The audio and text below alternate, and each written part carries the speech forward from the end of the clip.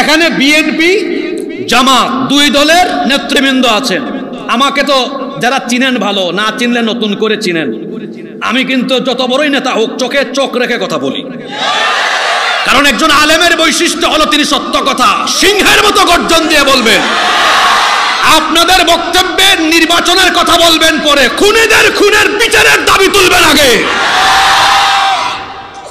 আগে নির্বাচনের কথা বলবেন,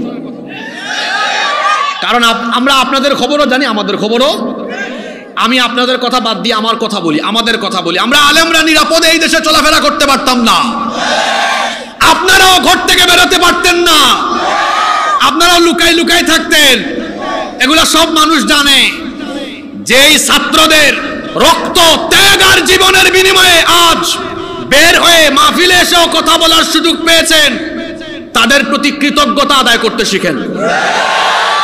সেজন্য আমি বলবো, নির্বাচন তো আপনারা চান, দেশের মানুষও চায়, কারণ দেশের মানুষ ভোট দিতে পারে নাই। আপনাদের দাবির সাথে সব মানুষ একমত, কিন্তু এই দেশের সংস্কার আর নির্বাচন হবে পরে।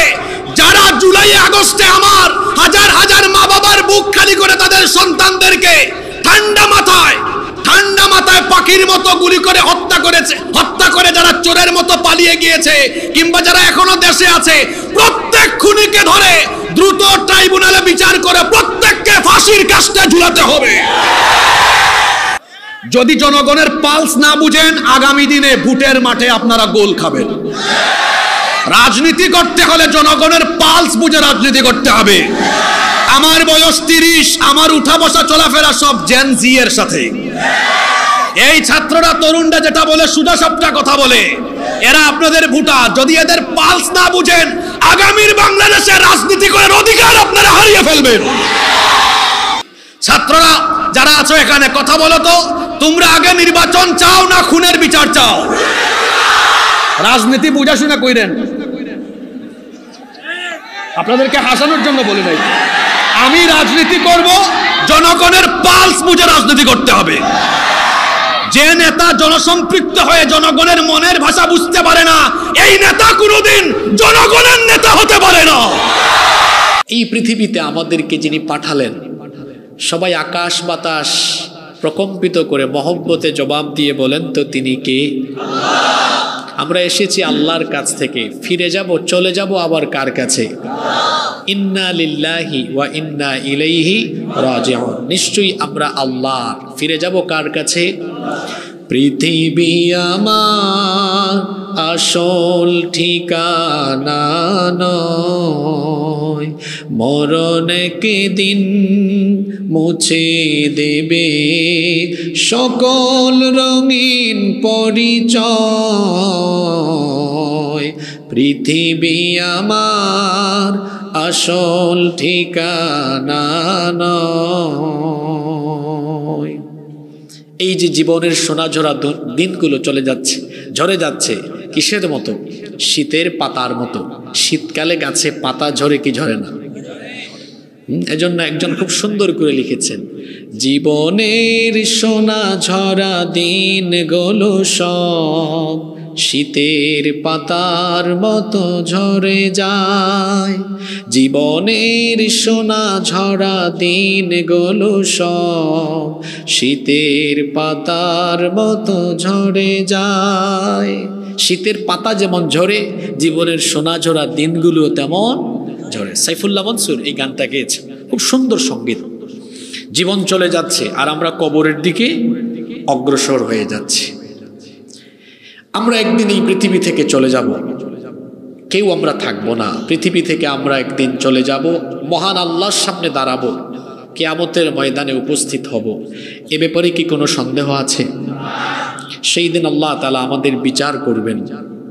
বিচার করার পর কিভাবে আল্লাহ তাআলা প্রতিফল দিবেন? সূরা জিলজালের শেষের দুটো আয়াতে আল্লাহ বলেছেন, ফামান ইয়ামাল মিসকালা যাররাতিন খায়রান ইয়ারা ওয়া মান ইয়ামাল মিসকালা যাররাতিন শাররান ইয়ারা। অতএব ক্ষুদ্রাতি ক্ষুদ্র অনুপরিমাণ ভালো কাজ যে করবে সেও তা দেখতে পাবে, অনুপরিমাণ খারাপ কাজ যে করবে সেও তা দেখতে পাবে। অর্থাৎ ভালো মন্দ যা করেছেন তার প্রতিফল যিনি দিবেন তিনি কে? আপনি ভালো কাজ করে গিয়েছেন, আল্লাহর হুকুম পালন করেছেন, খুশি হয়ে আপনাকে জান্নাত দিবেন কে? আর আপনি যদি আল্লাহ তাআলার বিধান লঙ্ঘন করেন, আল্লাহ আর রাসূলের নাফরমানি করেন, তাহলে পরকালে তার প্রতিফল হিসেবে জাহান্নাম আছে না নাই? গুনাহ আর পাপের চূড়ান্ত শাস্তি হলো জাহান্নাম। খুব খেয়াল করে শুনেন, আমার কোনো আলোচনায় ভূমিকা নাই। গত কয়েক বছর আপনাদের এখানে আসি, আপনারা খেয়াল করছেন আমি খুতবার পরেই আমার কথা বলা শুরু করে দিই। সময় নষ্ট করার তো এত সময় আমাদের নেই, এজন্য মনোযোগী থাকবেন। কি বললাম কথাটা? গুনাহ এবং পাপের চূড়ান্ত শাস্তি হলো পরকালে জাহান্নাম। কিন্তু এমন কিছু গুনাহ আছে, এমন কিছু পাপ আছে, এই গুনাহ বা পাপের শাস্তি পরকালে জাহান্নাম দেওয়া হলেও এই গুনাহগুলো এত সেনসিটিভ, এত ডেঞ্জারাস, এত মারাত্মক, এই পাপের শাস্তি দুনিয়া থেকেই যিনি দেওয়া আরম্ভ করেন তিনি কে? খেয়াল করুন কথাটা, আমি আবার পুনরায় বলি। এমন কিছু গুনাহ আছে, এমন কিছু পাপ আছে, এই গুনাহ বা পাপের শাস্তি পরকালে আরম্ভ হওয়ার আগেই শাস্তি শুরু হয়ে যায় কোথায়? আজকে এই ধরনের কয়েকটা পাপ গুনাহ নিয়ে আলোচনা করব। এই পাপগুলো আমাদের সমাজে আছে। যদি আমাদের কারো সাথে কোনো একটা পয়েন্ট মিলে যায়, আমরা তওবা করে জীবন পরিবর্তনের সিদ্ধান্ত নিয়ে এখান থেকে বাড়ি ফিরব ইনশাআল্লাহ। কারণ আমরা জানি আমাদের গুনাহের পরিমাণ অনেক বেশি, কিন্তু আমাদের গুনাহের চাইতে আমার আল্লাহর দয়ার পরিমাণ আরো বহু গুণে বেশি। সুবহানাল্লাহ। এজন্যে আমরা তওবা করলে মাফ করে দিবেন কে? আসুন, যদি আমাদের কারো সাথে এই বিষয়গুলো মিলে যায়, নিজেদেরকে সংশোধন করি, কারণ মরার আগে সংশোধন হয়ে গেলে মাফ করে দিবেন কে? তাহলে আজকে আলোচনার বিষয় হলো যে সকল পাপের শাস্তি শুরু হয় কোথায়? সবার কি মনোযোগ আছে? আমার সুনামগঞ্জে দুইটা জায়গার শ্রোতা বড় আদর্শ শ্রোতা, আমি এটা সারা বাংলাদেশে বলি। এক হলো বিশ্বম্ভরপুরের ধনপুর, দুই হলো আমার দোয়ারা বাজারের মানুষ। এই অঞ্চলগুলোতে আসলে বোঝা যায় মানুষের মধ্যে ঈমানি চেতনা আছে, আলহামদুলিল্লাহ। তাহলে আপনাদেরকে আদর্শবান শ্রোতার মতো কথা শুনতে হবে। আদর্শবান শ্রোতা কথা শুনে এবং তার রেসপন্স করে জবাব দেয়। আমরা এরকম অ্যাক্টিভ হয়ে শেষ পর্যন্ত থাকতে পারবো তো? আল্লাহ সবাইকে তৌফিক দান করেন। তাহলে আজকে আলোচনার বিষয় হলো যে সকল পাপের শাস্তি শুরু হয় কোথায়? চলেন আরম্ভ করি। নাম্বার 1, 1 নাম্বার, জুলুমের শাস্তি শুরু হয় কোথায়? জুলুমের শাস্তি আপনাকে মরার আগেই এই শাস্তি আপনার প্রাপ্য বুঝায় দিয়া বেইজ্জত করে তারপরে আপনাকে যিনি দুনিয়া থেকে বিদায় করবেন তিনি কি? আল্লাহ। এজন্য খবরদার, আমরা যেন কারো উপরে জুলুম না করি, কারণ জুলুম এমন মস্ত বড় গুনাহ, জুলুম এমন জঘন্য গুনাহ, এই গুনাহের শাস্তি দুনিয়াতেই যিনি দেন, জোরে বলেন তিনি কে? কারো উপর জুলুম করবেন না, কারণ আপনি কার উপরে কতটুকু জুলুম করেন এর সবটুকু খবর যার কাছে আছে, জোরে বলেন তিনি কে? এজন্য রব্বুল আলামিন কোরআনুল কারীমের 14 নম্বর সূরা ইব্রাহিমের 42 নম্বর আয়াতে বলছেন, ওয়ালা তাহসাবান্নাল্লাহু গাফিলান আম্মা ইয়ামালুয যালিমুন ইন্নামা ইউআখিরুহুম লিয়াউমিন তাশখাসু ফীহিল আবসার। আল্লাহ তাআলা বলছেন, জালিমরা যেন এটা মনে না করে তাদের জুলুম সম্পর্কে আল্লাহ তাআলা গাফেল, তারা যে মানুষের উপর জুলুম করে। কোন জালেম যেন এই কথা না ভাবে যে আল্লাহ তার জুলুমের কথা জানেন না, বরং প্রত্যেক জালেমের জুলুমের খবর যার কাছে আছে, জোরে বলেন তিনি কে? সেই আল্লাহ তাআলা জালিমদেরকে খুব তাড়াতাড়ি ধরেন না, জালিমদেরকে আল্লাহ সুযোগ দেন, সময় দেন, অবকাশ দেন। কিন্তু আল্লাহর একটা সুন্নত হলো সময় দেওয়ার পরেও কোনো জালিম যদি তার জুলুম থেকে ফিরে না আসে, ওই জালিমকে ধরে একেবারে বেইজ্জতির সাথে পতন ঘটায়া দুনিয়াতে তার অধপতন এবং শাস্তি যিনি দেন তিনি কে? এজন্য বুখারী এবং মুসলিম শরীফের হাদিস, হযরত আবু মুসা আল আশআরী রাদিয়াল্লাহু আনহু এই হাদিসের বর্ণনাকারী সাহাবী, তিনি বলছেন আল্লাহর রাসূল বলেছেন, ইন্নাল্লাহা লা ইউমলি লিয-যালিম, নিশ্চয়ই আল্লাহ তাআলা জালিমকে ছাড় দেন, কিন্তু আল্লাহ তাআলা কোনো জালিমকে ছেড়ে দেন না।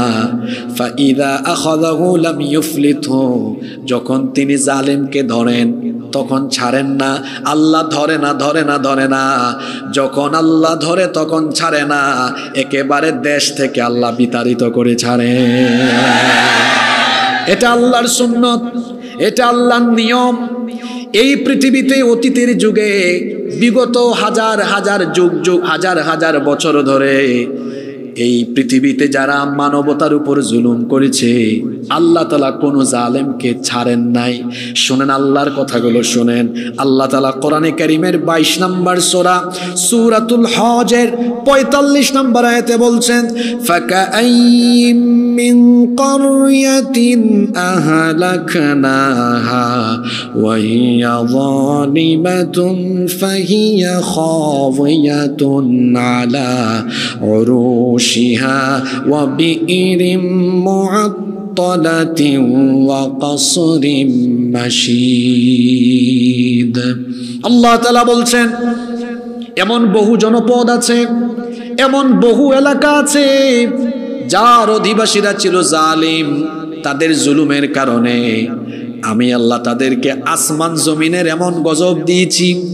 আমি আল্লাহর গজবের কারণে ওই জালিম জনপদের অবস্থা এমন হয়েছে, তাদের সুন্দর সুন্দর বাড়ি ঘরের ছাদ সহ আমি আল্লাহ বিধ্বস্ত করে দিয়েছি। তাদের এলাকার কুয়াগুলোকে আমি আল্লাহ পরিত্যক্ত বানিয়েছি। এমনকি আল্লাহ বলছেন, ওয়া কসরিম মাশীদ, আমি তাদের সুরম্য সুন্দর সুউচ্চ অট্টালিকাগুলোকে ভেঙে চুরে মাটির সাথে ধসায়া দিয়েছি, মিশায়া দিয়েছি। আল্লাহু আকবার। আল্লাহ তাআলা কি বলছেন শোনেন, কোরআনে কারীমের 29 নম্বর সূরা আনকাবুতের 40 নম্বর আয়াত।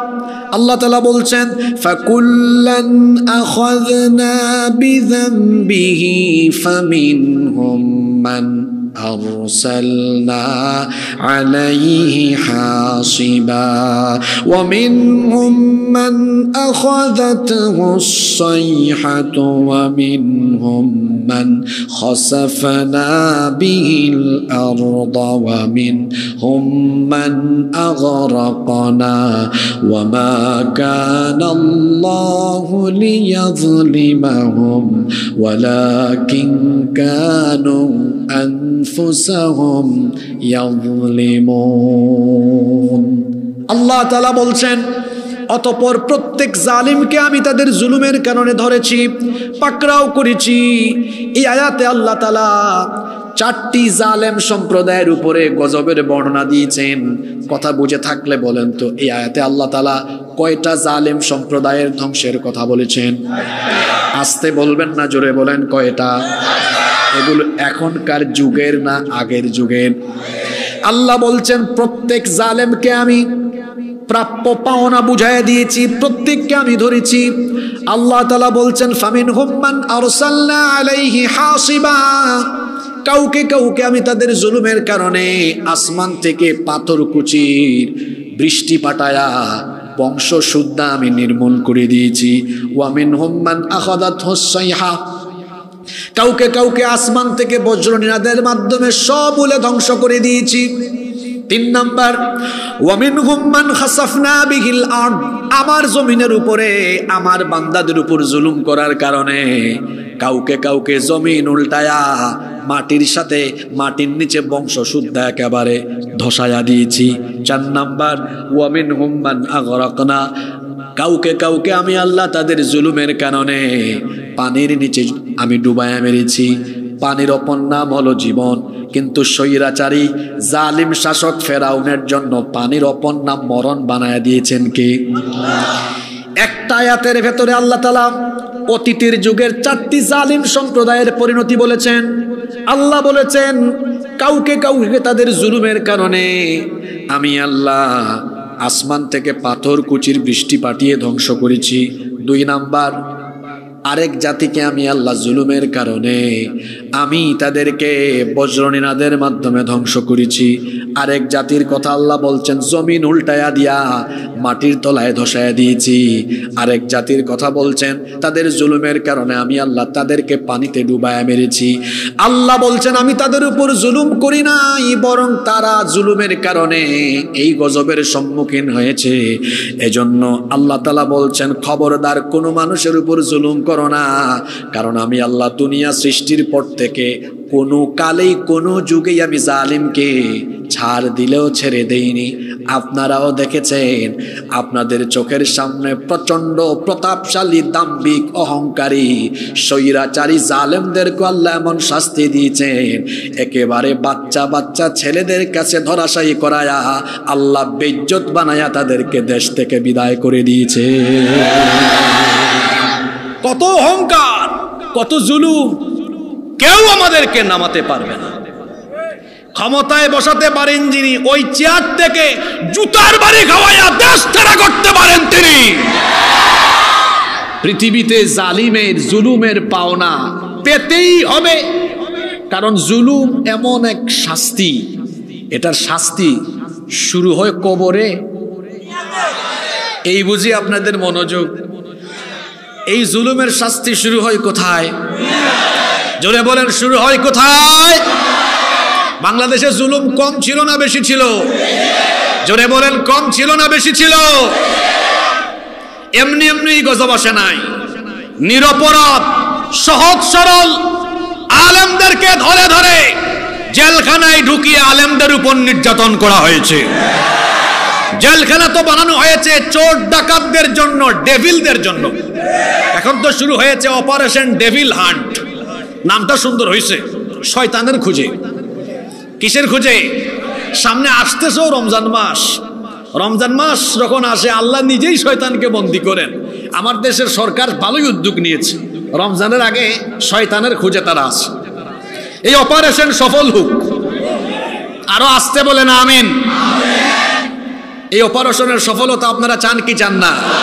তবে আমরা চাই কোনো নিরপরাধ মানুষ যেন, যেভাবে আমরা অতীতে দেখেছি ভালো মানুষ, আহারে কি জুলুম, হুজুরকে তার বাসা থেকে তার মসজিদ মাদ্রাসা থেকে ধরে নিয়ে কি নাটক সাজিয়েছে, সামনে ককটেল দিয়া আর কিছু অস্ত্র শস্ত্র দিয়ে বলে জঙ্গি ধরা হয়েছে। কে বলেন আছে না নাই? এভাবে বছরের পর বছর আলেমদেরকে জেলখানায় ঢুকিয়ে তাদেরকে কষ্ট দেওয়া হয়েছে। গভীর রাতে তাহাজ্জুদের সময়ে জেলখানার অন্ধ প্রকোষ্ঠে বড় বড় আলেমদের চোখের পানি ঝরেছে। সেই চোখের পানি তোমাদের জন্য গজব হিসাবে আবির্ভূত হয়ে আজ তোমাদের এই কঠিন পরিণতি হয়েছে।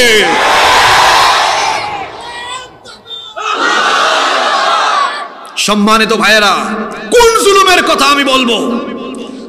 এই কোরআনের তাফসীরের বাগানের রূপকার যিনি, কোরআনের কিংবদন্তি খাদেম শহীদ আল্লামা সাঈদীকে তারা জেলখানায় চিকিৎসার নামে হত্যা করেছে।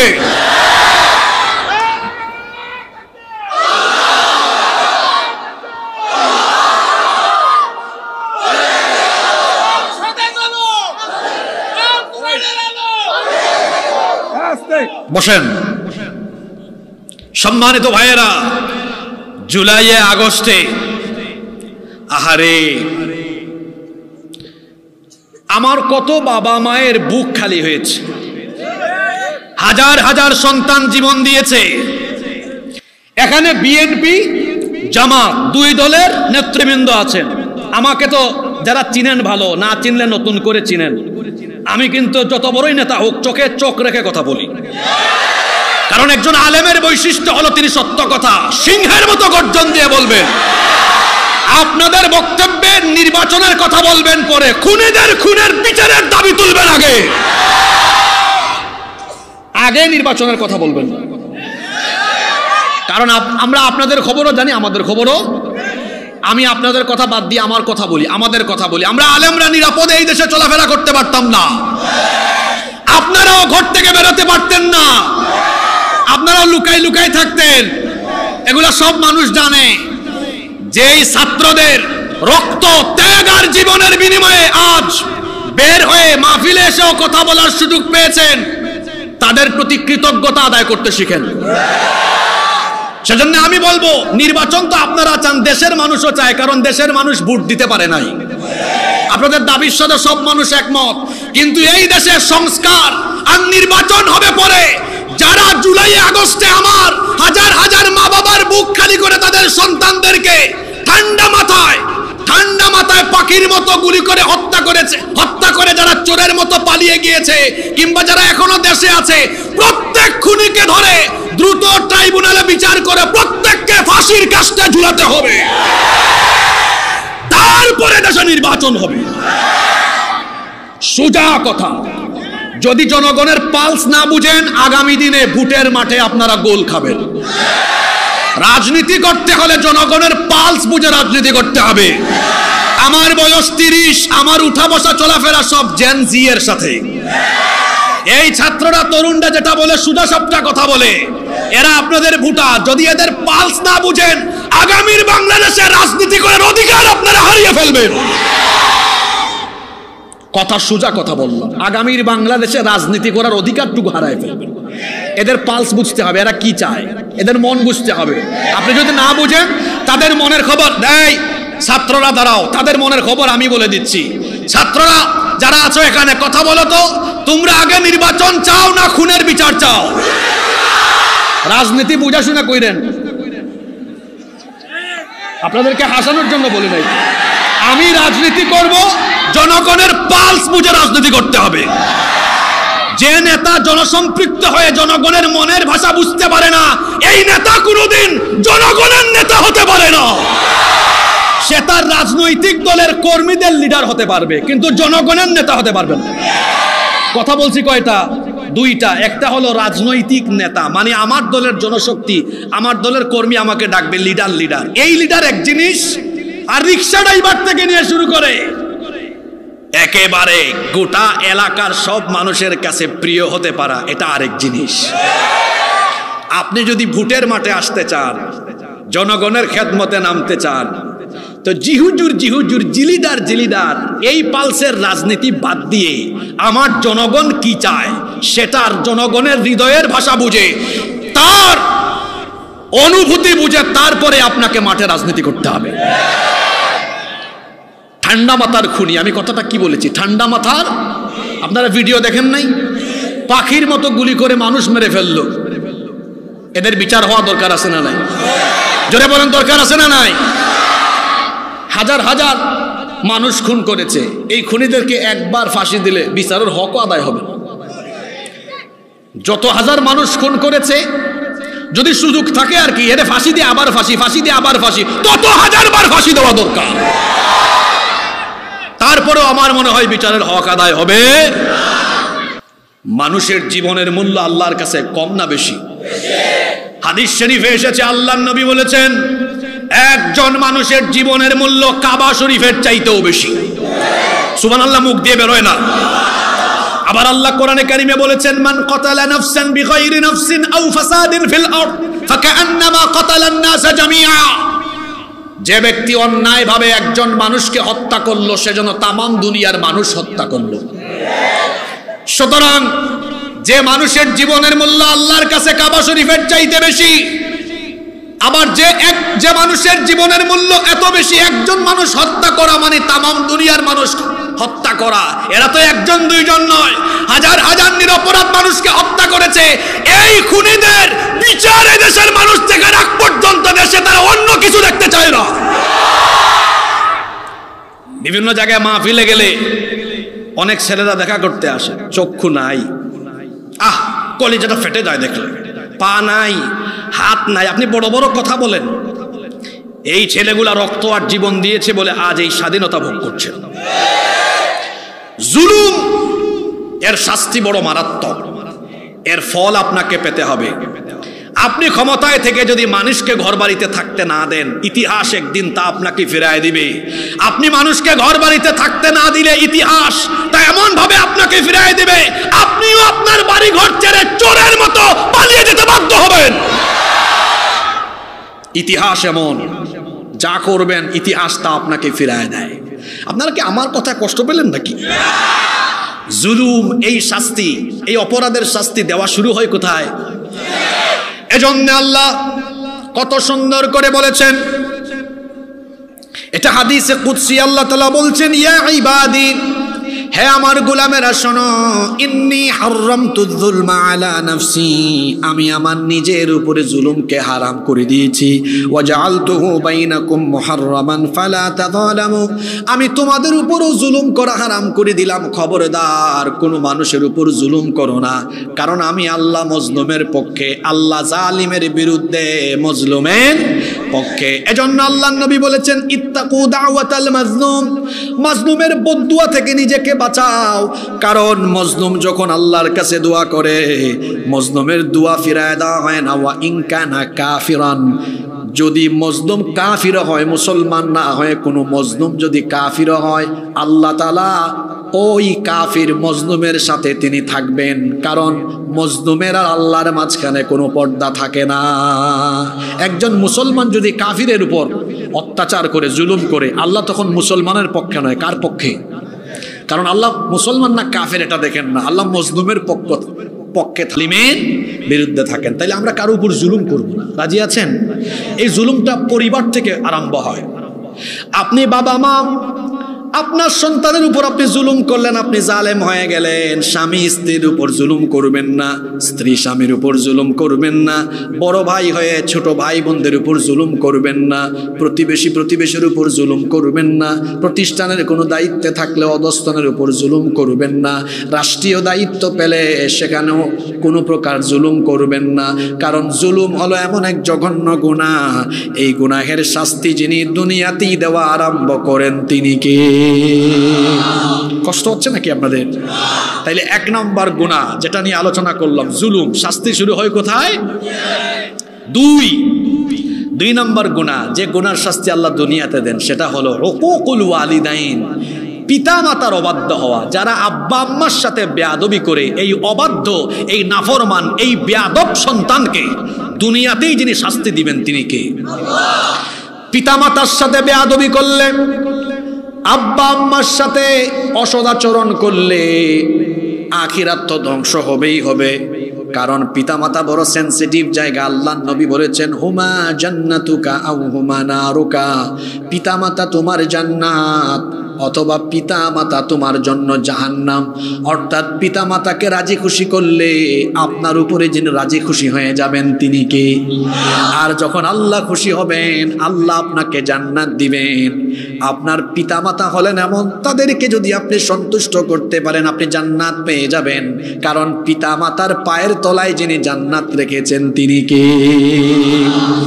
আর যদি পিতামাতার অবাধ্য হন, আব্বা আম্মার সাথে উঁচা গলায় কথা বলেন, ধমক দেন, ঝিরকি দেন, ঘর থেকে বের করে দেন, তার খোঁজ খবর নেন না, আব্বা আম্মার খেদমত যদি না করেন, বেয়াদবি যদি করেন, তাহলে আপনাকে যিনি জাহান্নামের শাস্তি আপনার জন্য যিনি অবধারিত করবেন তিনি কে? এজন্য খবরদার, পিতামাতার অবাধ্য হওয়া যাবে না, কারণ পিতামাতার অবাধ্য হলে এই শাস্তি আল্লাহ দুনিয়াতে আস্তে আস্তে না বরং দ্রুত গতিতে দিয়ে দেন। মুস্তাদরাকে হাকিমের ভেতরে হাদিস বর্ণিত হয়েছে। হাদিসের বর্ণনাকারী সাহাবী হচ্ছেন আনাস ইবনে মালিক রাদিয়াল্লাহু আনহু। তিনি বলছেন, আল্লাহর নবী বলেছেন, বাবানি মুআজ্জিলানি উকুবাতুহুমা ফিদ দুনিয়া, দুইটা পাপের দরজা হলো এমন, এই পাপের দরজা দিয়ে যারা ঢুকবে তাদেরকে দ্রুত গতিতে অতি তাড়াতাড়ি দুনিয়াতে শাস্তি যিনি দিবেন তিনি কে? একটা হলো আল বাগী, আল্লাহর সাথে সীমা লঙ্ঘন। দুই নাম্বার হলো হুকুকুল ওয়ালিদাইন, পিতামাতার অবাধ্যতা। পিতামাতার অবাধ্য হলে পরে এই নাফরমান সন্তানকে দ্রুত গতিতে দুনিয়াতে শাস্তি দিবেন কে? শাস্তিটা কেমন হতে পারে? দেখা যাবে আসমান জমিনের গজব তার উপরে এসে পড়বে। পিতামাতাকে খাওয়ায় না, তার কমে যাবে। দেখা যাবে তার অভাব অনটন কমবে না। রোগ বালাই, বিপদ আপদ, বালা মুসিবত দিয়ে তার জীবনটাকে যিনি অশান্তিতে ভরপুর করে দিবেন তিনি কে?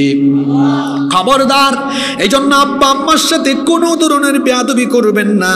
আল্লাহর নবী বলেছেন, আলা উহাদ্দিসুকুম বিআকবারিল কাবাইর, আমি কি তোমাদেরকে বড় বড় কবিরা গুনাহ সম্পর্কে সতর্ক করব না? সাহাবীরা তখন বললেন, বালা ইয়া রাসূলুল্লাহ, আমরা বলি সাল্লাল্লাহু আলাইহি ওয়াসাল্লাম, অবশ্যই আপনি আমাদেরকে সতর্ক করেন।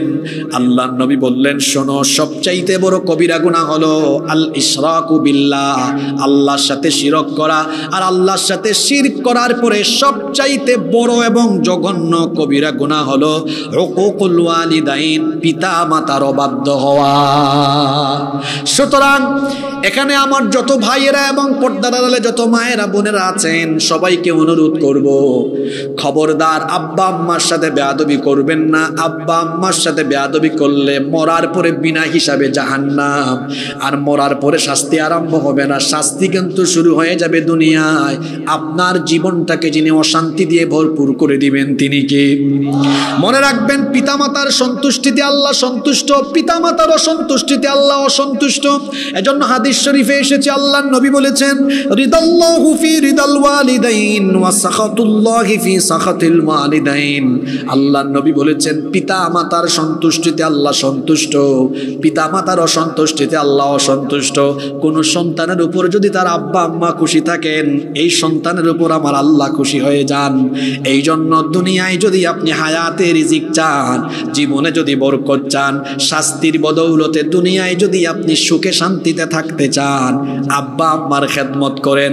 কারণ আল্লাহর নবী বলেছেন, হাদিসটা খেয়াল করে শোনেন, আল্লাহর নবী বলেছেন, এই হাদিসটি বুখারী এবং মুসলিম শরীফে এসেছে, নবীজি বলেছেন, মান সাররাহু আইয়ুবসাতা লাহু ফি রিজকিহি আও ইউনসা লাহু ফি আতারিহি ফালইয়াসিল রাহিমাহু ওয়া আযমুর রাহিম আল ওয়ালিদান আকরাবুর রাহিমি আল ওয়ালিদান। আল্লাহর নবী বলেছেন, কেউ যদি তার রিজিকের মধ্যে, জীবনের মধ্যে বরকত চায়, সেই ব্যক্তির উচিত হলো তার পিতা মাতার খেদমত করা।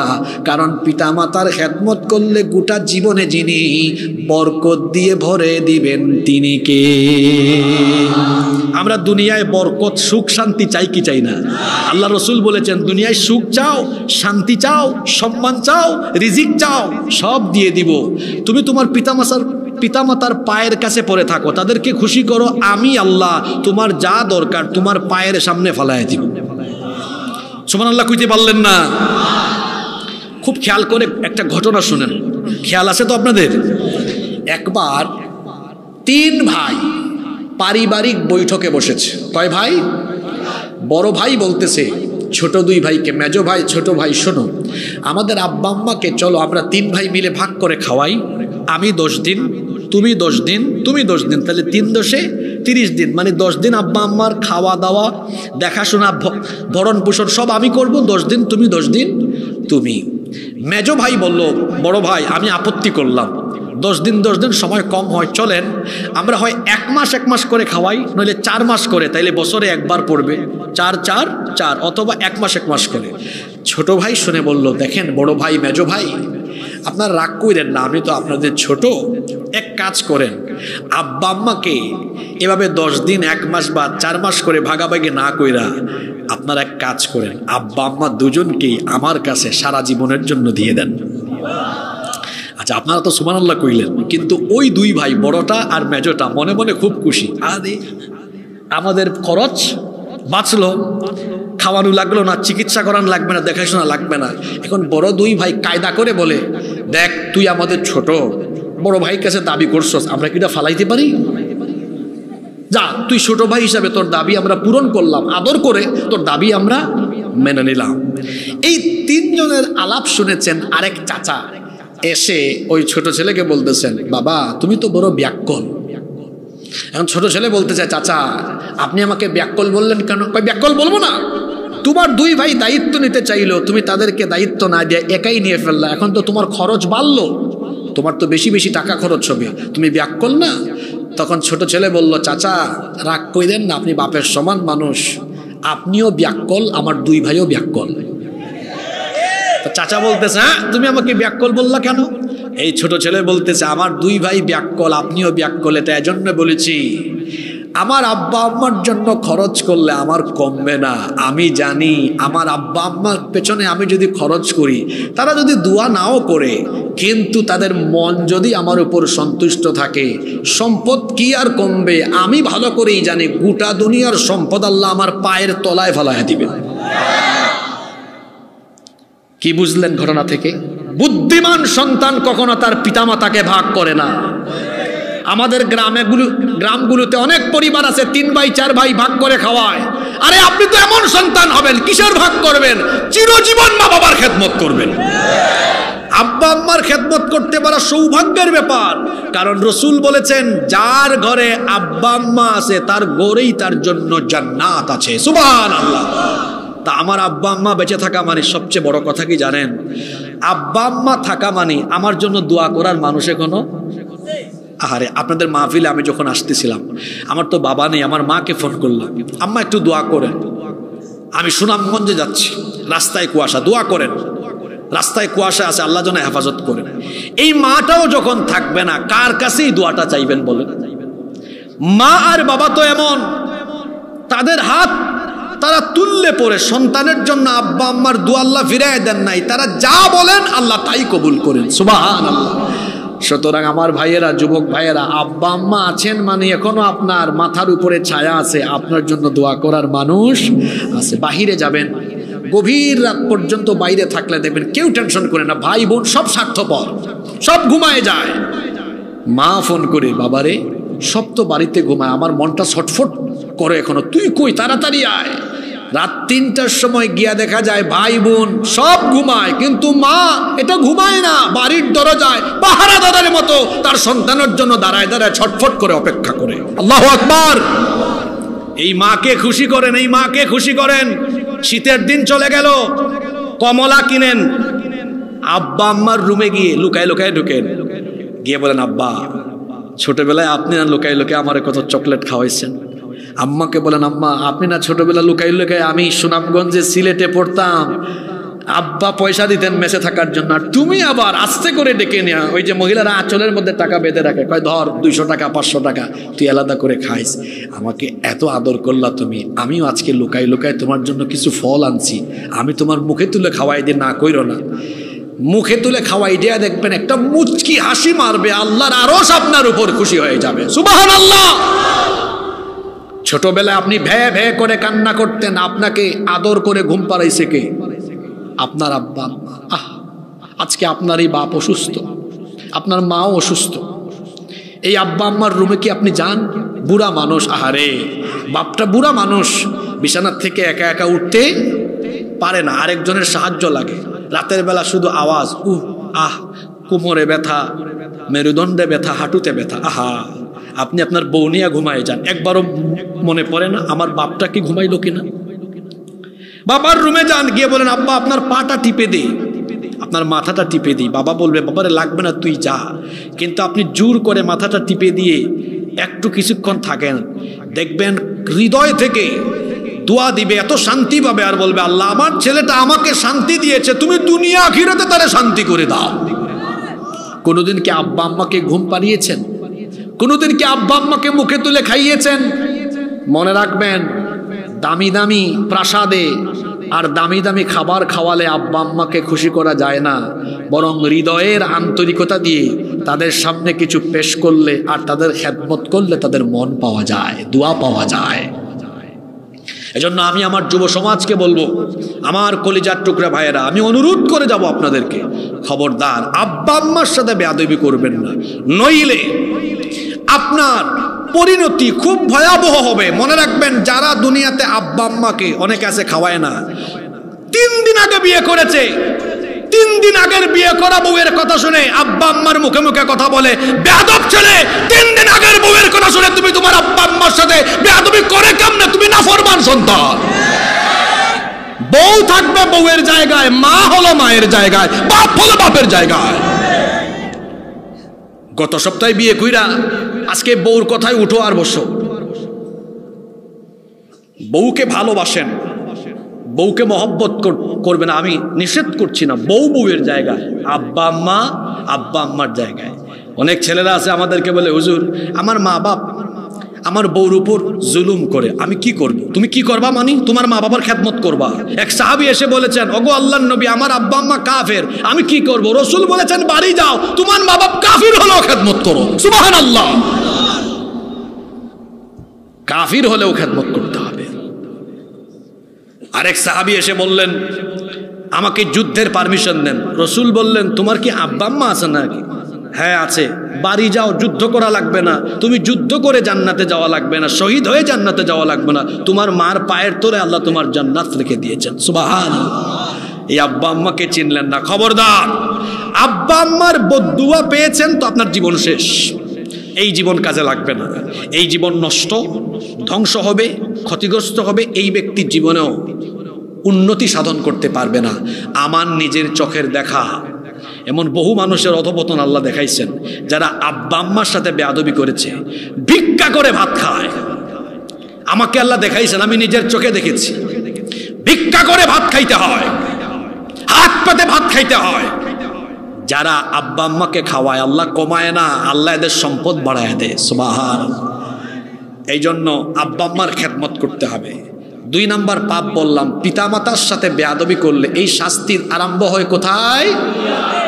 আমরা আব্বা আম্মার সাথে বেয়াদবি করব, আজকে গিয়ে বাড়িতে পা ধরে মাফ চাইবেন, পা ধরে মাফ চাইবেন, বলবেন আব্বা আম্মা আমাকে মাফ করে দেন। আব্বা আম্মার দিল নরম, দেখবেন আপনারে উঠাইয়া, পা থেকে উঠাইয়া বলবে, এখানে আমার বুকে আয়, বুকে বুক লাগাইয়া জড়ায় ধরে বলবে, তুই না আমার সন্তান, কিসের রাগ, যা তোরে মাফ করে দিলাম, দোয়া দিলাম। সুবহানাল্লাহ।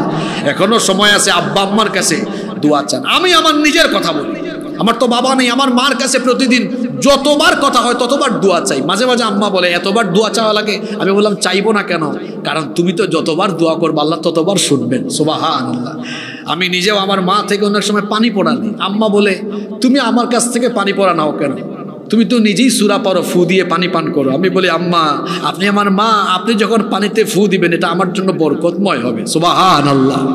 আব্বা আম্মার কথা শুনেন। পৃথিবীতে যারা সফল হয়েছেন, মা বাবাকে খুশি করে তারপরে সফল হয়েছেন। আব্বা আম্মার খেদমত করবেন, দুনিয়ায় আল্লাহ আপনাকে সম্মান দিবেন, আখিরাতেও সম্মান দিবেন, আল্লাহ আপনাকে জান্নাতের মালিক বানায় দিবেন। সুবহানাল্লাহ। তাহলে 2 নাম্বার পাপ, আব্বা আম্মার সাথে বেয়াদবি করলে শাস্তি আরম্ভ হয় কোথায়? কষ্ট হচ্ছে মনে হয়, মোনাজাত দিয়ে দিই। নাম্বার 3 নাম্বার যে পাপের শাস্তি আল্লাহ দুনিয়ায় দেন, সেটা হলো কোন মুসলমানের মান সম্মান যদি আপনি নষ্ট করেন, আল্লাহও আপনার মান সম্মান নষ্ট করে দুনিয়ায় আপনাকে বেইজ্জত বানায়া ছাড়বেন। শুধু ঠিক ঠিক বললেন না, আপনারা আজকের ওয়াজ আরম্ভ হয়েছে আসমানের নিচে আর জমিনের উপরের ওয়াজ। এজন্য কথা যদি কারো গায়ের উপর চলে যায় তা আপনারা মন খারাপ করেন না, মন খারাপ করবেন। দুনিয়ায় কোনো নিরপরাধ মানুষের মান সম্মান নষ্ট করার চেষ্টা করবেন না, সম্মানিত মানুষকে অপমানিত করার চেষ্টা করবেন না। এর ফলাফল আখিরাতে নয়, আল্লাহ দুনিয়ায় আপনাকে দিয়ে ছাড়বেন। শুনেন আল্লাহর নবী কি বলেছেন।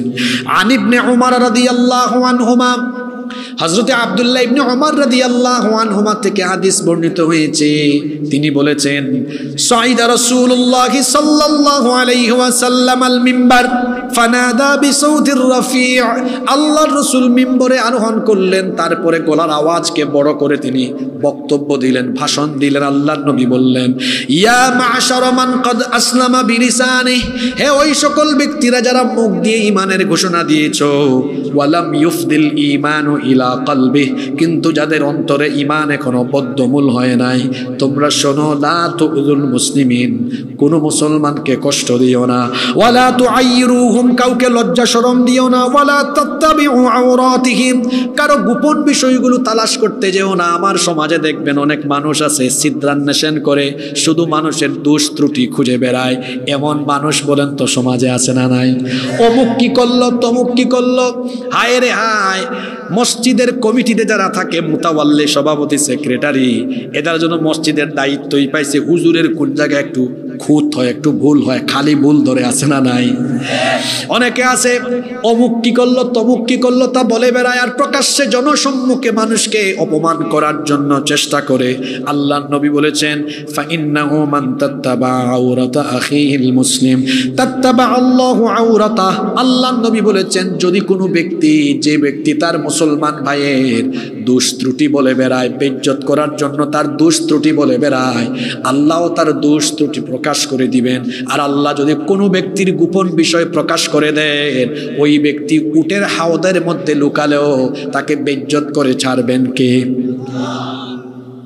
আপনি দেখেন নাই আল্লাহ কেমনে বেইজ্জত করেছেন? আপনি সম্মানিত মানুষগুলোকে অপমানিত করার চেষ্টা করেছেন। আল্লামা সাঈদী ধর্ষণকারী, নাউজুবিল্লাহ পড়তে ইচ্ছে করে না। আপনি এই অপবাদ দিয়ে তাকে জনবিচ্ছিন্ন করার চেষ্টা করেছেন। আল্লাহ আপনাকে কেমনে শাস্তি দিয়েছেন? আল্লাহ আপনাকে জনবিচ্ছিন্ন বানিয়ে দিয়ে আপনাকে এই দেশ থেকে আপনার মামু বাড়িতে পাঠিয়ে দিয়েছেন। আপনার জন্য আহ করার মানুষ এখন। আমার দেশে ভাতের হোটেলের এক মালিক ছিল, আপনারা কি তাকে চিনেন নাকি? চিনেন না? কওমি অঙ্গনের একজন আলেম আছেন, মাওলানা রফিকুল ইসলাম মাদানী, একজন পিচ্চি হুজুর আছেন না? এই হুজুরকে জেলে রাখা হয়েছে না? উনি জেল থেকে বের হয়ে কি বললেন? এই হারুন ভাতের হোটেলের মালিক, উনাকে জেল থেকে বের করে একদিন রাতের বেলা নিয়ে গিয়ে ঢাকায় দুই দিকে রাস্তা বন্ধ করে দিয়ে তারপরে তার কাছে উলঙ্গ অর্ধনগ্ন এক নারীকে এনে তার কাছে রেখে ছবি টবি তুলছে। তারপর বলছে রিমান্ডে আমরা যা বলবো স্বীকার করবেন, নইলে এই যে ছবি তুললাম এগুলো ফাঁস করে দিব, স্বীকার করতে হবে।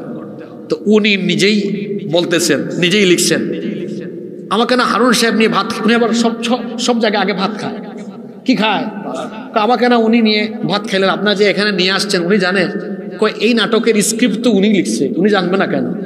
উনি ভাতও খায় আবার এরকম নাটকও সাজায়। এই যে ভাতের হোটেলের মালিক একজন আলেমকে এভাবে নিয়ে অপমান করলো, আল্লাহ কি তারে ছাড়ছেন? আল্লাহ কিভাবে তাকে অপমান করে আজকে সোশ্যাল মিডিয়ায় সে কত বেইজ্জত। এটা তো ভদ্র সমাজ, এখানে সব কথা বলা যাবে না। যুবকরা জানে আল্লাহ তারে কেমনে বেইজ্জত বানাইছে। কি যুবকেরা জানে কি জানে না? আপনি কাউকে অপমান করবেন, আল্লাহ আপনাকে বেইজ্জত বানায়া ছাড়বে।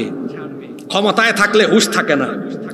ভালো ভালো আলেমকে ধরে ডান্ডা বিড়ি লাগায়া তারপরে দড়ি দিয়া বেঁধে তোলা হয়েছে। সুনামগঞ্জের বিশ্বম্ভপুরের মানুষ যখন টিভিতে দেখছে, এখান থেকে বলছে আহ, একজন আলেমকে এই যে আহ বলছেন না আপনারা, হৃদয়ে লাগছে। আর যারা আদালত চত্বরে দেখেছে, এই আলেমদেরকে দেখেছে আর চোখের পানি ঝেড়েছে, বলছে আল্লাহ তুমি এই মজলুমদেরকে সাহায্য করো। এদেরকে অপমানিত করে তোলা হয়েছে, কিন্তু মানুষের ভালোবাসা আর দোয়া তাদের উপর ছিল কি ছিল না? ইতিহাস বললাম না আপনাকে ফিরিয়ে দেয়, কিন্তু ইতিহাস দিয়ে এমন জঘন্যভাবে ফিরিয়ে দিবে তা কে ভেবেছিল? আজকে দেখা গিয়েছে আপনি ভালো ভালো মানুষকে বেইজ্জত করে ডান্ডা বেরি লাগায়া তুলেছিলেন, আজকে আপনাকে যখন তোলা হয় পাবলিক আহ করে না, দোয়াও করে না, খালি দেখলেই বলে কোন দিকে সিরা জুতা আর কোন দিকে পচা ডিম আসে। সুযোগ পাইলে একটু পচা ডিম আর জুতা মাইরা জুতার ডিমের সুন্নত আদায় করে। আমার দেশে এক বিচারপতি ছিল না? হ্যাঁ, এক কালামানিক ছিল না? খুব গর্ব করে বলতো আমি অমুককে ফাঁসে দিয়েছি, এটা করেছি সেটা করেছি। আমাদের সিলেটের মানুষ তো খুব অতিথিপরায়ণ, তারে ধরছে কলা পাতার উপরে এনে শুয়ায় রাখছে, তারপরে এমন কাম করেছে যা এখানে বলা যাবে না গো। আপনাদেরকে হাসানোর জন্য বলি না, ও আমার বাবারা ভাইয়েরা, আমি কি আপনাদেরকে রসকস দেওয়ার জন্য বসছি না। আমি বুঝাতে চাচ্ছি আপনি যা করবেন তার ফল পাবেন। খবরদার কোন মুসলমানের মান সম্মান নষ্ট করবেন না। আল্লাহর রাসূল বলেছেন কেউ যদি কারো মান সম্মান নষ্ট করে, আল্লাহ ওই ব্যক্তিকে দুনিয়াতে একেবারে বেইজ্জত বানায়া ছাড়বেন। আল্লাহু আকবার বলেন। এই হাদিসের বাস্তবতা আপনারা চোখের সামনে দেখলেন কি দেখেন নাই? তারপরেও কি এটা করবেন? খবরদার, আপনার ধনপুর সুরেশনগর বেতাগড়ায় কোন ভাইয়ের ভুল ত্রুটি দেখলেন, মোমেন তো হলো মোমেনের আয়না। আয়নার সামনে দাঁড়ালেন, দেখলেন আপনার দাড়ির মধ্যে কোনো ময়লা আছে, আয়না বলে দিল ময়লা আছে, এজন্য আপনি ময়লাটা সাফ করলেন। একজন মুমিন হলো আরেকজন মুমিনের আয়না। যদি আপনি কারো মধ্যে ভুল ত্রুটি দেখেন, একাকী তাকে সংশোধন করে দিবেন, সুন্দর ভাষায় বিনয়ী আচরণের মাধ্যমে ঠিক করে দিবেন। কিন্তু আমাদের স্বভাব হলো এমন, কারো ভুল ত্রুটি দেখলে পাবলিকলি বলে বেড়াই, তাকে বেইজ্জত করার কাজ আমরা করি। আল্লাহর নবী বলেছেন, কোনো মুসলমান যদি কোনো মুসলমানকে বেইজ্জত করার চেষ্টা করে, আল্লাহ দুনিয়ায় তাকে বেইজ্জত করবেন। আর তার বিপরীতে আপনি যদি কোনো মুসলমানের দোষ ত্রুটি দেখার পরে আপনি যদি গোপন রাখেন, এই গুণে গুণান্বিত হতে পারলে কি ফায়দা হবে শোনেন। আল্লাহর নবী বলেছেন লা ইয়াসতুরু আবদুন আবদান ফিদ দুনিয়া ইল্লা সাতারাহুল্লাহু ইয়াউমাল কিয়ামাহ। মুসলিম শরীফের হাদিস। আল্লাহর নবী বলেছেন, যদি কোনো ব্যক্তি তার মুসলমান ভাইয়ের দোষ ত্রুটি গোপন রাখে, কিয়ামতের দিন আল্লাহ ওই ব্যক্তির দোষ ত্রুটি গোপন রেখে আল্লাহ তাকে জান্নাত দিয়ে দিবে। সুবহানাল্লাহ তো কইতে পারলেন, কিন্তু আমলটা তো করবেন না। এটা করবেন ইনশাআল্লাহ। আপনি একজনের ভুল ত্রুটি দেখেছেন, তাকে বেইজ্জত করবেন না, গোপন রাখেন, তাকে একাকী সংশোধন করে দেন। কিয়ামতের দিন আল্লাহ বলবেন, ধনপুরের আব্দুল সালাম কোথায়? তুমি এত ভালো মানুষ ছিলে, তুমি অনেক ব্যক্তির দুষ্ত্রুটি দেখেছো, তাকে পাবলিকলি বেইজ্জত করে নাই, গোপনে গোপনে তাকে বলেছো, তাকে শরম দাও নাই, পাবলিকলি বলো নাই। তুমি এত ভালো গুণে গুণান্বিত ছিলে, আসো তোমার অনেক ভুল ত্রুটি আছে, আমি আল্লাহ এগুলো দেখবো না, যাচাই করবো না, কাউকে শোনাবো না, জানাবো না, দৌড় মারো, আমার জান্নাতে ঢুকে যাও। সুবহানাল্লাহ। আমরা আল্লাহর জান্নাতে যাওয়ার জন্য এই গুণে গুণান্বিত হতে পারবো তো ইনশাআল্লাহ। আজকে মাহফিলে মা বোনরা আসছেন নাকি? এই কাজে মা বোনরা আগায়া, তারা যদি একটা জিনিস দেখে, মাইক একদম সব দিকে বলে বেড়ায়, আছে না নাই? আবার আমার আম্মাজিরা, আমার বোনেরা রাগ করবেন না, খবরদার এটা করা যাবে না। আমি কাউকে বেইজ্জত করলে আমাকে বেইজ্জত করবেন কে? কয়টা পাপের কথা বললাম?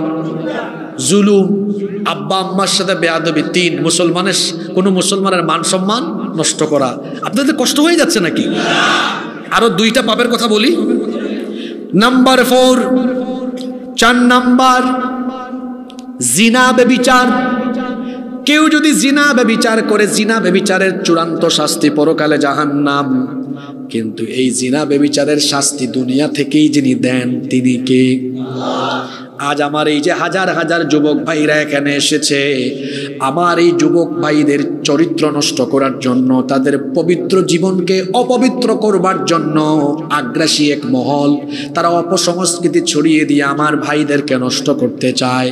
আর আমার ভাইদের চরিত্র নষ্টকারী এক আকর্ষণীয় উপাদান তো এখন সকলের হাতে হাতেই আছে, এটার নাম হলো এই মোবাইল ব্যবহার করতে আমি আপনাদেরকে নিষেধ করছি না, কিন্তু কোনো জিনিস তো অতিমাত্রায় ভালো না। 24 ঘন্টার মধ্যে যদি আপনারা 13-14 ঘন্টা মোবাইলে পড়ে থাকেন, তো আপনার জীবনের বেশিরভাগ সময় তো মোবাইলের পেছনেই চলে গেল। অনেক যুবকেরা আছে রাত 3টা-4টা পর্যন্ত মোবাইলে থাকে, অবশ্য আপনাদের এলাকায় এমন যুবক নাই। তো আল্লাহর প্রিয় বান্দারা কি রাত জেগে জেগে ফেসবুকিং, চ্যাটিং, ডেটিং এগুলো করে নাকি? তাহলে আল্লাহর প্রিয় বান্দারা রাত জেগে কি করে? আল্লাহ তাআলা বলেছেন, ওয়াল্লাযীনা ইয়াবিতুনা লিরাব্বিহিম সুজদাও ওয়া কিয়ামা। আল্লাহর প্রিয় বান্দা তো তারা রাতের বেলা আল্লাহকে রুকু আর সাজদা দিয়ে দিয়ে তাহাজ্জুদে রাত কাটায়। যারা আল্লাহর প্রিয় এবং জান্নাতি বান্দা হলো তারা, আল্লাহ তাআলা বলেছেন তাদের স্বভাব হলো তাতাজাফা জুনুবুহুম আনিল মাদাজি' ইয়াদউনা রাব্বাহুম খাউফাও ওয়া তামা। রাতের বেলা বিছানা থেকে তাদের পিঠ আলাদা হয়ে যায়, ভয়ের সাথে তারা আল্লাহকে ডাকতে থাকে, তারা ইস্তেগফার করে করে রাত কাটাতে থাকে। আমার যুবক ভাইদেরকে বলছি, খবরদার জিনা ব্যভিচারের সাগরে ডুব দিয়ে নিজের যৌবনকে নষ্ট করে দিবেন না। অনেক যুবকেরা আছে শয়তানের ফিতনায় পড়ে রাতের বেলা মোবাইল আর ইন্টারনেটের অপব্যবহার করে সারা রাত জিনার সাগরে ডুবে থেকে তার চরিত্রকে নষ্ট করে দিচ্ছে। আমার যুবক ভাইয়েরা, খবরদার জিনা ব্যভিচারের ধারে কাছেও যাবেন না, আল্লাহ নিষেধ করেছেন। আল্লাহ অবিবাহিত আনমেরিড যত ভাইয়েরা আছেন, বিবাহের আগে গার্লফ্রেন্ড বানানোর চিন্তা করবেন না, নিজের যৌবনকে নষ্ট করার চেষ্টা করবেন না। আমার ভাইদেরকে আমি ভালোবেসে বুঝাই দেই, শোনেন, এই পাপের শাস্তি মরার আগে দুনিয়াতেই শুরু হয়। আল্লাহর নবী কি বলেছেন শোনেন, আল্লাহর নবী বলেছেন, ইদা জানার রাজুলু খরাজা মিনহুল ঈমান কানা আলাইহি কাযুল্লাহ। আল্লাহর নবী বলেছেন, যখন কোনো ব্যক্তি ব্যভিচারে লিপ্ত হয়, তার অন্তর থেকে ঈমান বের হয়ে তার মাথার উপরে এই শামিয়ানার মতো এভাবে ভাসতে থাকে। যতক্ষণ সে তওবা করে না ততক্ষণ সে বেঈমান থাকে, আর যখন সে তওবা করে তখন আল্লাহর দয়ায় তার মাথার উপরে শামিয়ানা বা ছায়ার মতো ভাসতে থাকা ঈমান তখন তার কলবের ভেতরে আবার ঢুকে যায়। সুবহানাল্লাহ। তার মানে হলো, কোনো যুবক বা কোনো ব্যক্তি যখন জিনা করে, বেবিচার করে, আমার যুবক ভাইরা মনোযোগ দিয়ে শোনেন, কোনো যুবক যখন জিনা করে, কোনো ব্যক্তি যখন জিনা করে, তার অন্তর থেকে ঈমান তখন বের হয়ে যায়, তখন সে বেঈমান হয়ে যায়। ও আমার কলিজার টুকরা সম্মানিত ভাইয়েরা, আমরা কি বেঈমান হয়ে দুনিয়াতে থাকতে চাই নাকি? আপনি বলবেন, হুজুর অসুবিধা নাই, কয়েকদিন এরকমই থাকি, তারপরে তো মরার আগে তওবা করব। আমার ভাই, আপনি কখন মরবেন সেটা তো আপনি জানেন না, কারণ আমাদের জীবন হলো এমন, এর নাই কোনো ওয়ারেন্টি, নাই কোনো গ্যারেন্টি। আগামীকাল আমার জানাজা হয়ে যেতে পারে। এজন্য খবরদার, গুনাহের সাগরে গা ভাসাতে ভাসাতে, গুনাহের সাগরে সাঁতার কাটতে কাটতে দুনিয়া থেকে যাইয়েন না। ও আমার যুবক ভাইয়েরা, জিনা ব্যভিচারের সাগরে সাঁতার কাটতে কাটতে দুনিয়া থেকে যাইয়েন না, পরকালকে ধ্বংস করে দিবেন। আল্লাহর নবী বলেছেন, ইউবাতু কুল্লু আবদিন আলা মা মাতা আলাইহি। মানুষ যে অবস্থায় মরবে ওই অবস্থায় হাসরের মাঠে উঠবে। জিনা ব্যভিচার করা অবস্থায় যদি বেঈমান হয়ে মরেন, বেঈমানের সাথে আপনার হাসর হবে। এখনো কি এই কথাগুলো আপনার বিবেকের দুয়ারে কড়া নাড়বে না? ও আমার কলিজার টুকরা ভাইয়েরা, আপনার দিল কি একটু নরম হবে না? আপনার দিলে কি আল্লাহর নবীর কথাগুলো গিয়ে একটু করাঘাত করবে না? ও আমার ভাই, আল্লাহর নবী তো বলেছেন, যে মানুষ যে অবস্থায় মরবে ওই অবস্থায় হাসরের মাঠে তারে উঠাবেন কে? আল্লাহর নবীর হাদিসটা বোঝার চেষ্টা করেন। নবীজি বলেছেন, জিনা ব্যভিচারে থাকলে পরে ওই মানুষ ঈমানদার নয়, ওই মানুষ কি থাকে? বেঈমান। বেঈমান অবস্থায় মরলে হাসর হবে মুমিনের সাথে না বেঈমানের সাথে? ও আমার ভাইয়েরা, জন্য ফিরে আসুন। এই বিভৎসতার পথ থেকে, ধ্বংসের পথ থেকে বাঁচানোর জন্য আল্লাহর কথা, রসুলের কথাগুলো আমি আপনাদেরকে বলছি। জিনা ব্যভিচারের শাস্তিগুলো চেহারায় ফুটে উঠে। যারা ব্যভিচারে লিপ্ত, এদের চেহারার সৌন্দর্য নষ্ট হয়ে রাত ৩টা-৪টা পর্যন্ত মোবাইলে থাকে, জিনার সাগরে ডুবে থাকে। তার চেহারা দেখেন না, গালের দুই পাশের মাংস হাড্ডির চিপার ভিতরে ঢুকে গেছে। দিনের বেলা হাটে জিমান্না মুরগির মতো, মনে হয় এই পড়ে যাবে। আশ্চর্য! 18, 19, 20, 22 বছরের ছেলে তুমি তো এখন ফিজিক্যালি এনার্জেটিক থাকার কথা, তোমার চেহারায় লাবণ্য থাকার কথা। সুনামগঞ্জের হাওরের তাজা তাজা মাছ খাইয়া, সবজি খাইয়া তোমার তো শারীরিকভাবে অনেক উন্নতি সাধন করবার কথা, চেহারার মধ্যে এক ধরনের লাবণ্য আসার কথা। তোমার গাল ভাঙ্গা, চেহারা নষ্ট হয়ে, তারপর গোটা চেহারায় বিচি উঠে তোমার পরিস্থিতি এমন হলো কেন? কারণ তুমি রাত 3টা-4টা পর্যন্ত মোবাইল আর ইন্টারনেটের অপব্যবহার করে জিনার সাগরে ডুব দিয়ে চিপায় চাপায় তোমার যৌবন নষ্ট করো। ফিরে আসো এই ধ্বংসের পথ থেকে। রাতের বেলা জিনার সাগরে ডুবে থাকো, দরজাটা লাগাই দিয়েছ লক। তারপরে ডেটিং করো, চেটিং করো, তারপরে মন যা চায় তাই করো। কেউ জানে না, কেউ দেখে না, কিন্তু যিনি জানেন, যিনি দেখেন, তিনি কে? যাদের হৃদয়ে আছে আল্লাহর ভয়, তারা কভু পথ ভুলে যায় না। আল্লাহর প্রেম ছাড়াই দুনিয়ায় কারো কাছে কোনো কিছু চায় না, কারো কাছে কোনো কিছু চায় না। আল্লাহর প্রেম, আল্লাহর ভালোবাসাই আসল, আর দুনিয়ার সব ভালোবাসা ফেক। তুমি যে একটা মেয়ের পেছনে ঘোরো, ওই মেয়ে তোমাকে বলে ভালোবাসে, তোমার একটু টাকা কমুক, দেখবা ভালোবাসা অভাবের দরজা জানালা দিয়ে পালিয়ে চলে যাবে। যারা বিয়ে করেছেন দেখবেন, একটু বউয়ের মন স্যাটিসফাইড করতে না পারলে, মাঝে মাঝে তার চাহিদা পূরণ করতে না পারলে, মন মতো গিফট না দিলে বলে, তুমি এটা একটু কাম করছো, হ্যাঁ অমুক ভাবি দেখছো তার হাজবেন্ড কি সুন্দর চেইন দে, এটা দে ওইটা দে। দুনিয়ার মানুষের মন ভরানো যায়? আল্লাহর ভালোবাসা খাঁটি, আল্লাহর ভালোবাসা আসল। আমাদেরকে সবচেয়ে বেশি ভালোবাসেন কে? আল্লাহর ভালোবাসা না থাকলে বেঁচে থাকতে পারতেন? এত গুনাহ করেন তাও আল্লাহ বলেন, বান্দারে তুই নামাজ পড়িস না, তুই আমার হুকুম মানিস না, তারপরে আমি তোরে খাওয়াই, কারণ আমি তোকে ভালোবাসি, আমি রহমান, আমি দয়ার সাগর। সুবহানাল্লাহ। আল্লাহ তুমি দয়ার সাগর, রহমানুর রহিম। পারেন নাকি? বলেন, আল্লাহ তুমি দয়ার সাগর, রহমানুর রহিম। তোমার দয়ায় পূর্ণ আমার সারা নিশিদিন, তোমার দয়ায় পূর্ণ আমার সারা নিশিদিন। সুবহানাল্লাহ। আমাদেরকে সবচেয়ে বেশি ভালোবাসেন কে? আমরাও সবচেয়ে বেশি ভালোবাসবো কাকে? ইমানদার সবচেয়ে বেশি ভালোবাসবে কাকে? আল্লাহ কোরআনেও বলেছেন একজন ইমানদার সবচেয়ে বেশি ভালোবাসবে আল্লাহকে, এরপরে সবচেয়ে বেশি ভালোবাসবে রাসূলকে, নবীজিকে। ভালোবাসা এটা ঈমান। এটা কি? অগমর প্যারা নবী তুমি সৃষ্টির ছবি, অগমর প্যারা নবী তুমি সৃষ্টির ছবি, তুমি মাহবুবে খুদা শাহে দো জাহান, তুমি মাহবুবে খুদা শাহে দো জাহান। আমার ঈমান আমার দিল আমার জান, আমার ঈমান আমার দিল আমার জান। অগমর প্যারা নবী তুমি সৃষ্টির ছবি, তুমি মাহবুবে খুদা শাহে দো জাহান, তুমি মাহবুবে খুদা শাহে দো জাহান। বলেন, আমার ঈমান আমার দিল আমার জান, আমার ঈমান আমার দিল আমার জান। আল্লাহু আকবার। সবচেয়ে বেশি ভালোবাসবো আল্লাহকে, আর ভালোবাসবো আমার রসুলকে। রসুল আমার ভালোবাসা। পারেন না তো বলা যায় না? রসুল আমার ভালোবাসা, রসুল আমার আলো আশা, রসুল আমার প্রেম বিরহের মূল আলোচনা,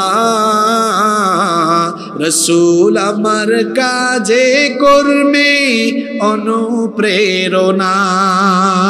সুবহানাল্লাহ। আল্লাহকে ভালোবাসবো, আল্লাহ রসুলকে ভালোবাসবো। আল্লাহ আর রসুলকে ভালোবেসে আল্লাহ আর রসুলের কথাগুলো মেনে নিয়ে জিনা থেকে নিজেদেরকে আমরা হেফাজত করবো ইনশাআল্লাহ। ও আমার যুবক ভাইয়েরা, আল্লাহর রসুল আপনাদেরকে কি বলেছেন শোনেন। ইয়া শাবাব আল ইসলাম, হে ইসলামের যুবকেরা, গদ্দু আবসারুকুম, তোমাদের চোখের হেফাজত করো, ওয়াহফাদু ফুরুজাকুম, লজ্জাস্থানের হেফাজত করো, বিবাহ বহির্ভূত কোনো হারাম সম্পর্ক করো না।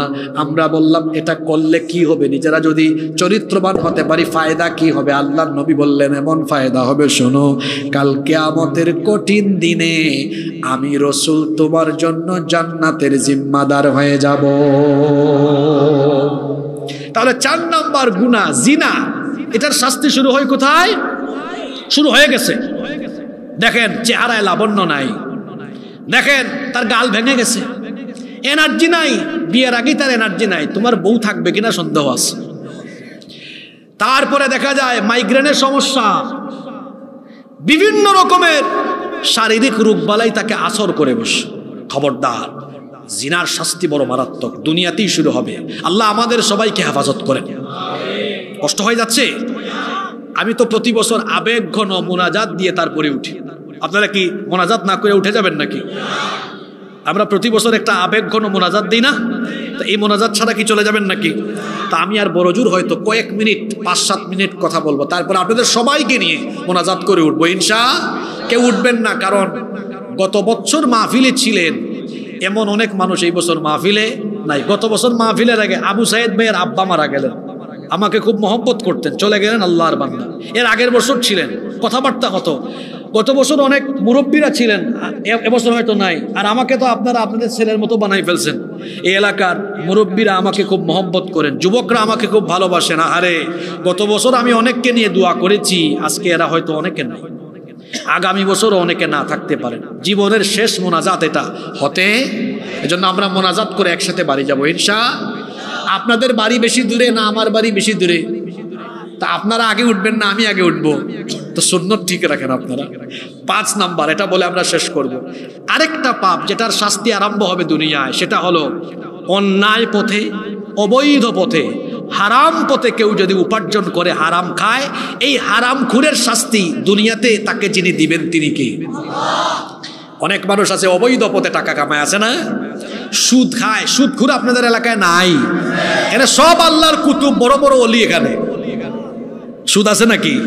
সুদের 70টার বেশি গুনাহ আছে, তার মধ্যে সর্বনিম্ন গুনাহ হলো নিজের মায়ের সাথে জিনা করা। সম্মানিত ভাইয়েরা, অনেকে আছে ঘুষ ছাড়া ফাইল এই টেবিল থেকে ওই টেবিলে সরায় না। আমি আমার ভাষায় একটা কথা বলি, মনোযোগ আছে আপনাদের? আমার দেশে চোর হলো 2 জাত। চোর হলো কয় জাত? একটা হলো অভাবের, আরেকটা হলো স্বভাবের। অভাবের চোর কোনটা? তার ঘরে কয়েকদিন ধরে খাবার নাই, দনপুর, সুরেশনগর, বেটাগড়ার কোন এলাকা দিয়ে যাচ্ছে, পাইছে ফুলকপির ক্ষেত, আলুর ক্ষেত, ডানে ভাবে তাকায় দেখে কেউ নাই, হঠাৎ করে কয়েকটা ফুলকপি আর কিছু আলু লুঙ্গির ভিতরে ঢুকে মারছে দৌড়। এটা স্বভাবের চোর না অভাবের চোর? ঘরে খাবার নাই তো অভাবে চুরি করে ফেলছে। কিন্তু আমার সুনামগঞ্জের প্রিয় মানুষেরা, আপনারা বলেন তো, ওই সচিব, ডিসি, এসপি বা আরো বড় বড় রাষ্ট্রীয় দায়িত্ব পালন করে সরকার তাকে কোয়ার্টার দিয়েছে, থাকার বাসা দিয়েছে, তাকে গাড়ি দিয়েছে, মাসে বেতন দেয়, ঈদের সময় ভাতা দেয়, এত ফ্যাসিলিটিস দেয়, তারপরেও এই বেটার কাছে কোনো ফাইল নিয়ে গেলে কয় টেবিলের নিচে হাত ঢুকান, স্পিড মানি দেন, টেবিল মানি দেন, তারপরে কলমের খুঁচায় দুর্নীতি করে, চুরি করে। আপনারা বলেন তো, এত বাড়ি গাড়ি সরকার সবই দিল, বেতন পায়, ভাতা পায়, তারপরে চুরি করে, এটা অভাবের চোর না স্বভাবের চোর? আমার দেশে অভাবের চোর বেশি না স্বভাবের চোর বেশি? আরো জোরে বলেন, অভাবের চোর বেশি না স্বভাবের চোর বেশি? জেন জি, আপনাদেরকে বলছি, ছাত্র জনতা সবাইকে বলছি, তৌহিদি জনতা সবাইকে বলছি, যতদিন পর্যন্ত বাংলাদেশের প্রত্যেকটি চেয়ারে থাকা স্বভাবের চোরগুলিকে সেই চেয়ার থেকে সরাইয়া কুরআনওয়ালা, আল্লাহওয়ালা মানুষদেরকে সেই চেয়ারে বসানো না যাবে, ততদিন পর্যন্ত বাংলাদেশের ভাগ্যের কোনো পরিবর্তন হবে না। স্বভাবের চোর, এদের কারণেই বাংলাদেশটা রসাতলে গেল। এদের পেট ভরে না, পেট ভরবেও না।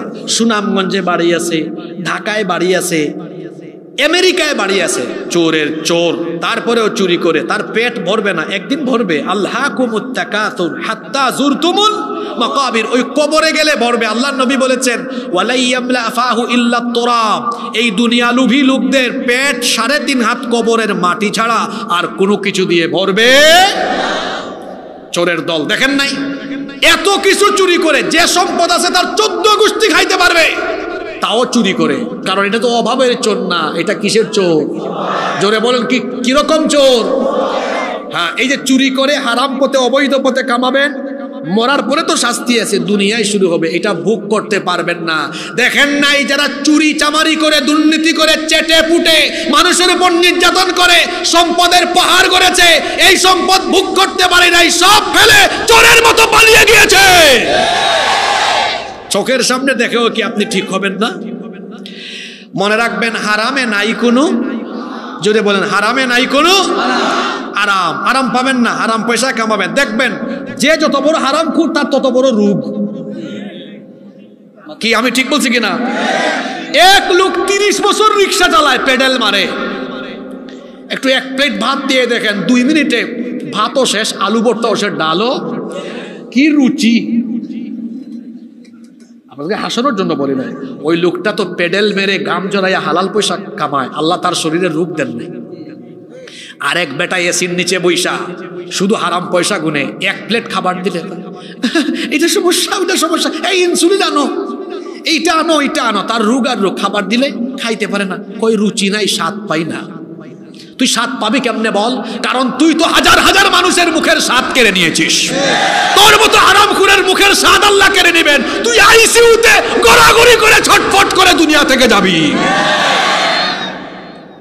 আমার কথা একটু তিতা মাঝে মাঝে করা হয়, আপনারা কি রাগ করেন? আমি একটু এই স্বভাবের মানুষ, আর সত্য কথা একটু তিতা দিতে হয়। তুই তো হাজার হাজার মানুষের মুখের স্বাদ কেড়ে নিয়েছিস। জনগণের বরাদ্দকৃত টাকা জনগণ পাইল না, সে খাইল না, জনগণের মুখের খাবার কেড়ে নিয়েছিস। আল্লাহ তোর মুখের খাবার কেড়ে নিবেন, এটা তোর শাস্তি। এটা তুই মরার পাবি না, তুই দুনিয়াতে থাকা অবস্থায় তুই পাবি, এটা আল্লাহর ওয়াদা। হারাম খাবেন না, হারাম খাবেন না। কত লাগবে আপনার বলেন? অল্প অল্প হইলে কি চলে না আপনার? হালাল অল্প যদি হয় এটাতে বরকত দিবেন কে? আর সবচেয়ে বড় কথা হলো হারাম এজন্য খাওয়া যাবে না, কারণ হারাম খুরের কোনো ইবাদত বন্দেগী আল্লাহর দরবারে কবুল।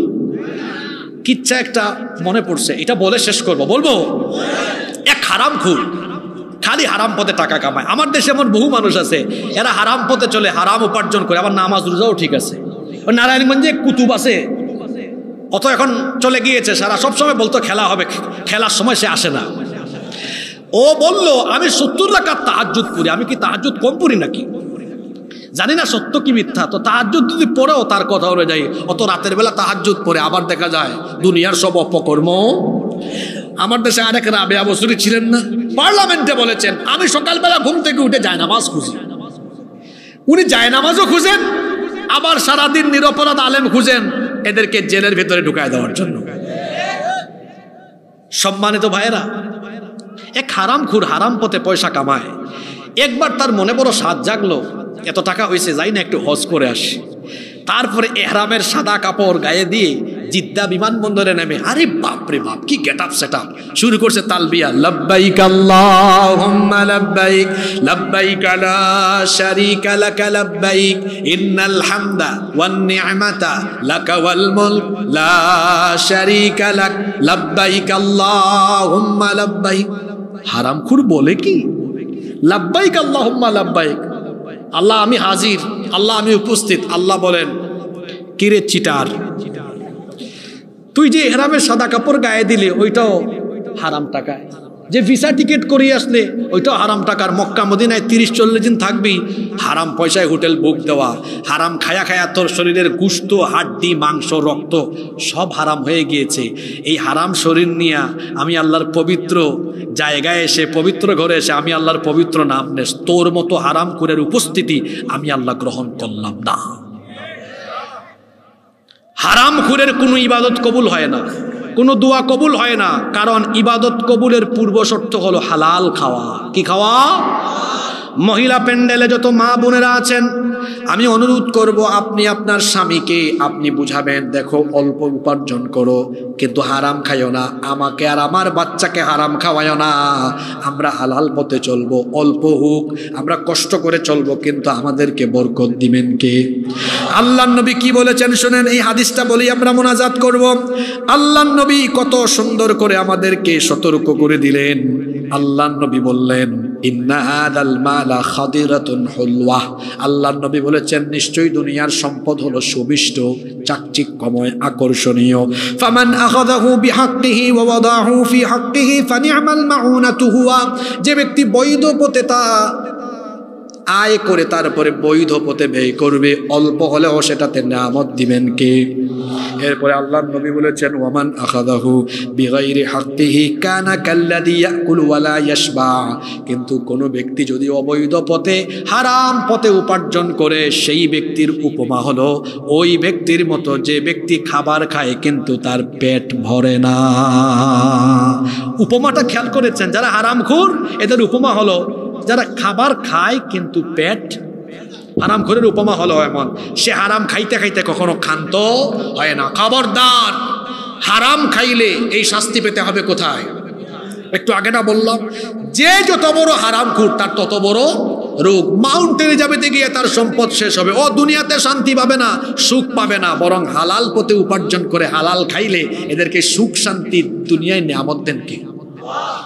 যে 5টা গুনাহ নিয়ে আলোচনা করলাম, এই 5টা গুনাহ আমার সমাজে আছে না নাই? দেখি কি মনে রাখলেন? যে 5টা পাপের